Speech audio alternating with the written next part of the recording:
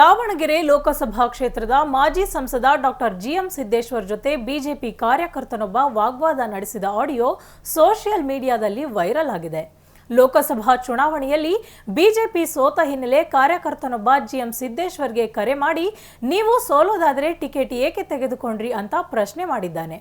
ಹೊನ್ನಾಳಿ ಮೂಲದ ಬಿಜೆಪಿ ಕಾರ್ಯಕರ್ತ ಕರೆ ಮಾಡಿದ್ದು ಇಲ್ಲಿ ಎಂಪಿ ರೇಣುಕಾಚಾರ್ಯ ಬಗ್ಗೆಯೂ ಚರ್ಚೆ ಆಗಿದೆ. ಅಯ್ಯೋ ಬಾರಪ್ಪ ನೀನು ಜಿಲ್ಲಾ ಪಂಚಾಯಿತಿಗೂ ಯಾವುದಕ್ಕಾದ್ರೂ ನಿಂತ್ಕೋ ಗೊತ್ತಾಗುತ್ತೆ ಅಂದ ಜಿಎಂ ಸಿದ್ದೇಶ್ವರ್ ತಿರುಗೇಟನ್ನ ನೀಡಿದ್ದಾರೆ.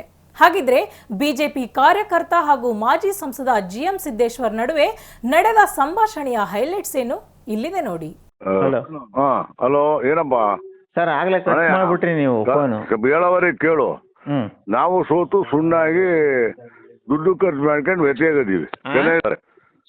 ದುಡ್ಡು ಖರ್ಚು ಮಾಡ್ಕೊಂಡು ವ್ಯತ್ಯಾಗಿರ್ತೀವಿ.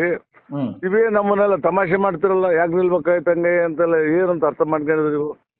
ಜಿಲ್ಲಾ ಪಂಚಾಯತ್ಗೆ ಯಾಕೆ ನಿಂತ್ಕೊ ಗೊತ್ತಾಗುತ್ತೆ ನಿನಗೆ. ಅದೇ ಫೋನ್ ಮಾಡಿ ತಮಾಷೆ ಮಾಡೋ ಅಂತ ಪ್ರಮೇಯ ಇಲ್ಲ. ಇಲ್ಲಿ ನಮಗೆ ನೋವಾಗಿರೋದಕ್ಕೆ ಫೋನ್ ಮಾಡಿದೀವಿ ನಿಮಗೆ. ನೋವಾಗಿ ಹೇಳು ಅಣ್ಣ, ನೋವಾಗಿದ್ದ ಹಂಗೆ ಹೇಳು, ದುಃಖ ಆಗುತ್ತೆ ಅಂತ. ನೀವೇನಂದ್ರಿ ರೇಣುಕಸ್ವಾಮಿ ಸೋತಲ್ವ ಅಂತ ಕೇಳಿದ್ರಿ. ರೇಣುಕಸ್ವಾಮಿ ಸೋತಂಗ್ ನೀವು ಸೋಲೋದಾದ್ರೆ ಎಲೆಕ್ಷನ್ ಟಿಕೆಟ್ ಯಾಕೆ ತಗೊಳ್ಬೇಕಾಗಿತ್ತು ಅಂತ ಕೇಳ್ತೀವಿ ನಾವು ಕಾರ್ಯಕರ್ತರು. ಎಲ್ಲರೂ ನಿಲ್ಕೊಂತಾರೆ, ಉಚಿತಂಗ್ ಮಾತಾಡ ನೀನು. ರೇಣುಕಸ್ವಾಮಿ ದುಡ್ಡು ಖರ್ಚು ಮಾಡೋ ರೇಣುಕಸ್ವಾಮಿ ಸೋಲಿಲ್ಲ ಅಂತ ಹೇಳಿದ್ ನಾನು.